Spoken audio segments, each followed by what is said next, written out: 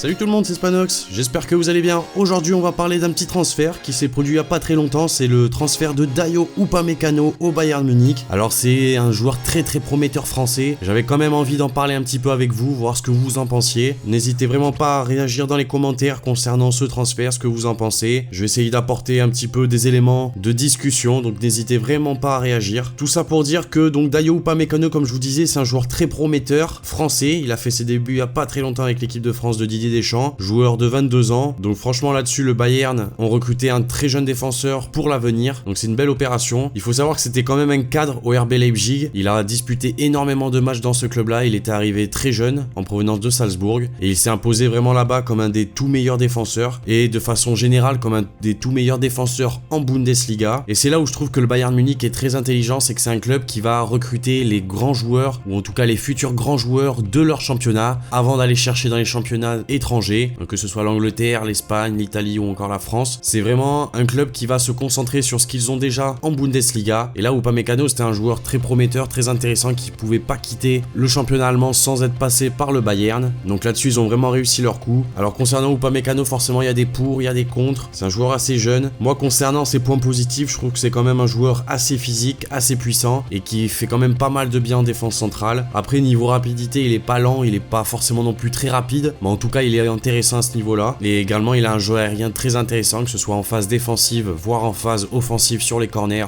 ou les coups francs. Après, concernant un petit peu ses points négatifs, j'ai remarqué, surtout lors des matchs de l'équipe de France, puisque forcément les matchs de Leipzig, je les suis pas tous, mais sur les matchs de l'équipe de France, je trouvais qu'il avait quand même à certains moments quelques manques de lucidité, quelques manques de concentration également, qui font que ses positionnements, son placement sur le terrain sont pas forcément toujours adaptés. Après, à savoir qu'au Bayern Munich, il pourra pas non plus compter sur un défenseur à ses côtés très expérimenté, à moins que Jérôme Boateng soit aligné. Donc ça peut poser quelques dysfonctionnements en défense centrale. Après, forcément, les entraînements seront là pour pallier à quelconque problème. Donc j'en reviens au transfert d'Upamecano. C'est un joueur qui est arrivé pour pallier au départ de David Alaba. Comme vous savez, il est en fin de contrat, donc il va forcément quitter le club à la fin de la saison. On parle de plusieurs clubs comme le Paris Saint-Germain, le Real Madrid, même si pour le moment aucun club ne s'est détaché pour le joueur autrichien. C'est sûr que ça va être une grande perte pour le Bayern puisque c'est un joueur qui est pas forcément très vieux, il a même pas dépassé les 30 ans, et c'est surtout un joueur qui peut dépanner à beaucoup de postes, que ce soit en défense centrale, latéral gauche, le poste où il a le plus joué, voire même milieu de terrain. C'est un joueur qui est vraiment extrêmement polyvalent et pour un entraîneur c'est très important d'avoir un joueur comme ça. Donc c'est certain qu'ils ont une grande perte avec son départ et c'est certain également que le club qui va le récupérer va avoir un très